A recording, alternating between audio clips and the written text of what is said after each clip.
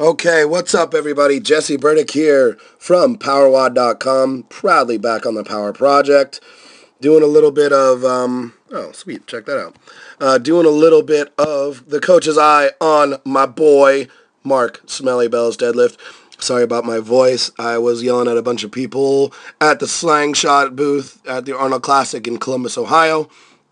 Here we are, back off of a plane, back into the gym. Some sumo deadlifts here from Mark. Let's see what we got here. This is a raw pull here.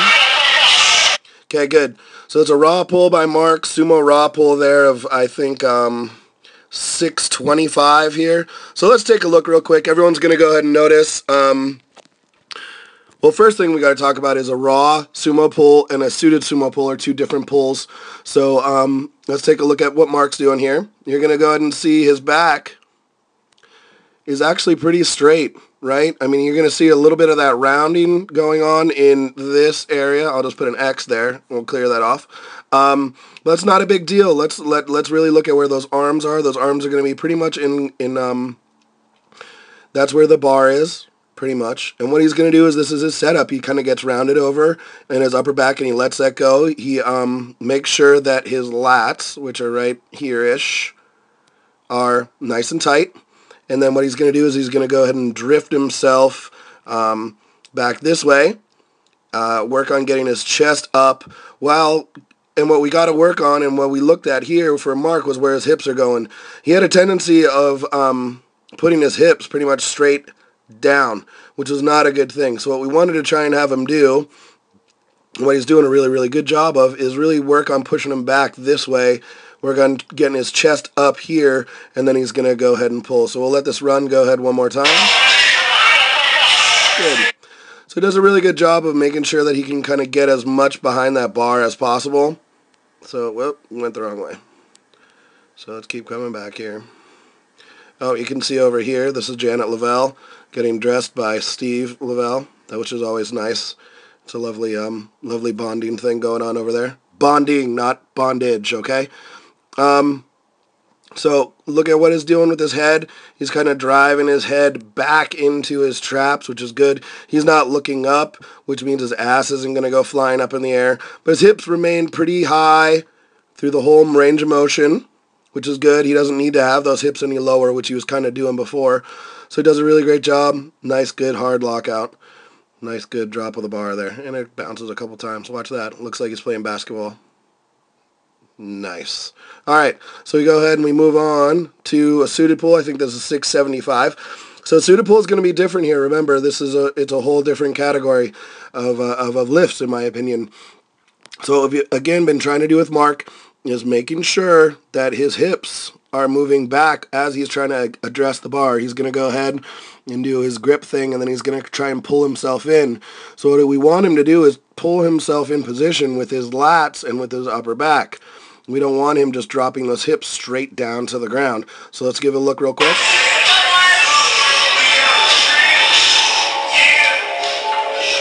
So let's look at this right now. So back is a little bit rounded. Legs are pretty much straight as can be.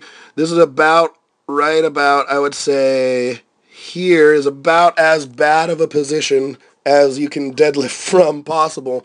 But what Mark likes to do is go ahead and get in this position and then pull himself into a good position. Something else to notice is this lovely, lovely belt right here. That is the new Rogue Power Belt. The thing is awesome. It's really, really great for pulls. It's not really overly stiff to where it's going to run into you. It molds really, really well to your body. Really, really good looking thing. I used it yesterday as well. Really, really nice of a piece of equipment there that they got going on in Rogue. Really impressed with that new belt. So go ahead. So he's going to go from the worst possible position to a really nice, solid position here. So again, he's kind of got that rounded over position, but that's how he feels the most comfortable squatting, or deadlifting. Look at where his hips are. His hips are really, really nice and up, and he's just going to go ahead and start shoving that chest up, and he kind of realizes that he understands his process is shoving his kind of chin and getting everything back behind the bar as much as he can. I would like to see I mean, if we're going to go ahead and draw a line here, that's still a decent amount of Mark Bell over that bar, especially this giant head right there. With that rogue hat on, that's going to be drifting over the bar. So I'd like to see him kind of get a little bit further behind the bar, which I think he corrects on this next one here. But, again, we're nitpicking. We're starting to get to some heavy weights for him, 675, and I think 725 is next. But the important thing is bar moves really fast. And a nice solid lockout. So, he kind of gets everything behind the bar. He's going to go ahead as he goes. He's really working on making sure that head he's driving his head back. And as he's going, that bar path is going this way, which is great because that's what he wants. He keeps that bar nice and close to his body. So if it drifts out, if any time that bar drifts out in front of him, his hips are going to kick up. And then he's going to get in a really, really shitty position and not able to deadlift anything. Just do me a favor, guys, and ignore everything that's going on in this area over there. Let's just watch Mark over here, okay? Do our best here. All right, pulls, good. Good solid lockout, so let's go to 725, see how he does.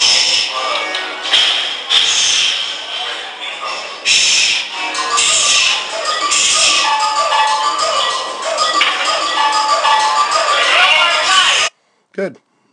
So again, that's just the way that Mark likes to pull. So we'll stop it right before he starts to go, right about here. So he's in good position here. Where are we? Okay, good. He's in good position. Hips are in a good spot for him. He's just going to work on firing his chest up and his chin into his traps, and work on getting his head up the whole way.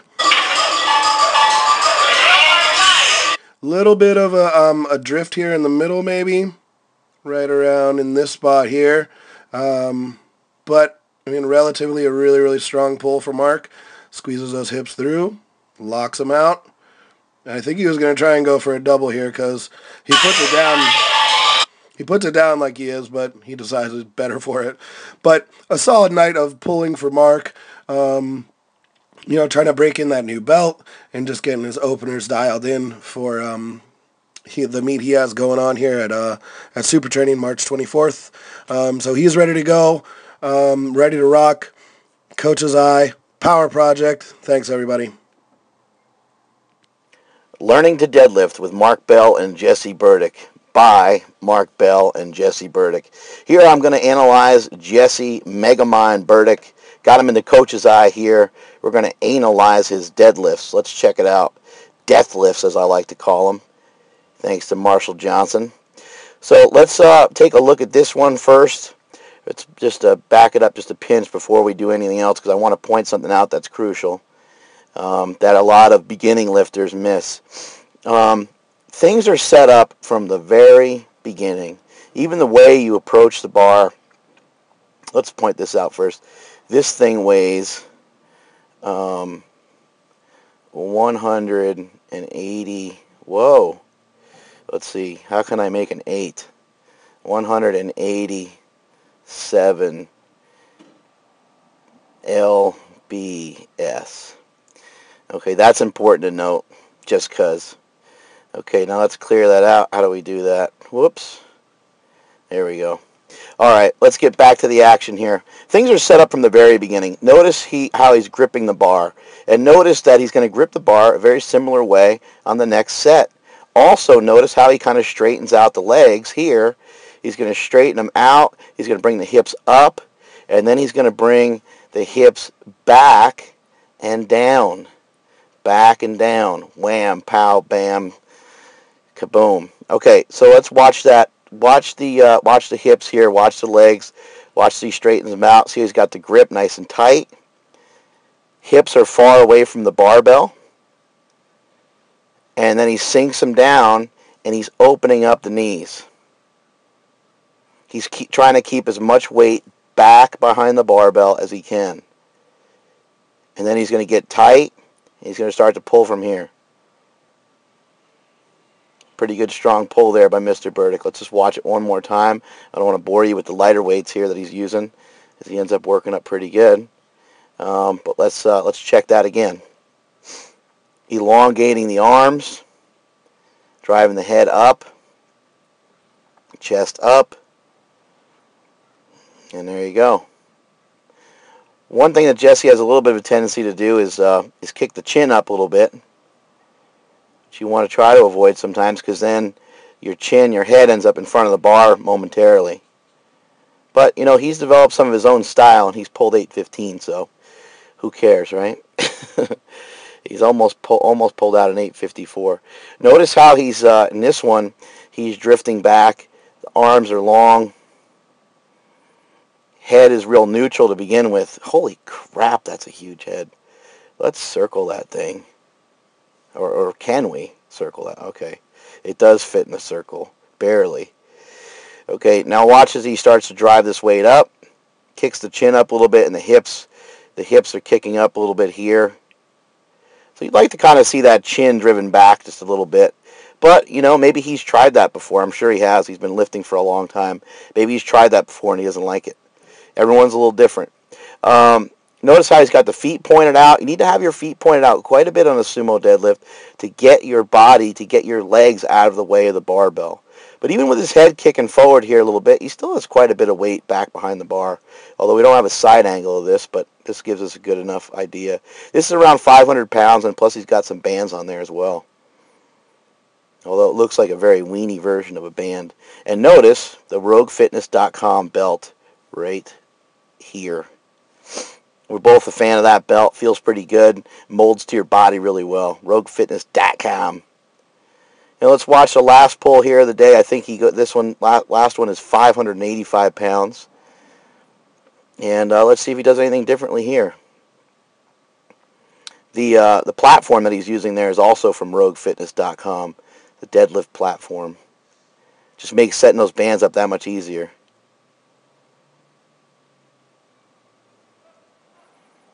Just gets a little stuck at the bottom, but you know, Jesse is really good at grinding out deadlifts. So it wouldn't surprise me if he could still handle another 50 to 80 pounds on this day. Even though it looks a little slow off the bottom, that's kind of his style sometimes in the deadlift. He's got a great grip. And notice how far away he is from the barbell, how far away like his shoulders are from the barbell, the length he's got going on here. Now everyone's arms are different lengths and stuff, but you still want to try your best to create that, and the best way to create that is to force the knees out, to have the feet pointed out a little bit, so you can keep everything a little bit closer to the barbell. Now you hear a lot of guys talking about trying to keep the hips close to the barbell, and I personally don't even think that that's all that important, as crazy as that might seem to some of you. I think it's more important to shift your weight back behind the barbell, and as you can see here, all this is a stiff leg deadlift at this point. He tried to remain tight. He fell apart a little bit. And once he gets in a stiff leg deadlift position, then he's like, oh, this is a perfectly horrible position to finish this from. And he finishes the lift out. Let's watch the last pull one more time. Just because. And then that'll be it. And I want to thank Mr. Berdick for analyzing my deadlifts. You can't go wrong when you're trying to be strong. Strength is never a weakness, and that is it from supertraining.tv.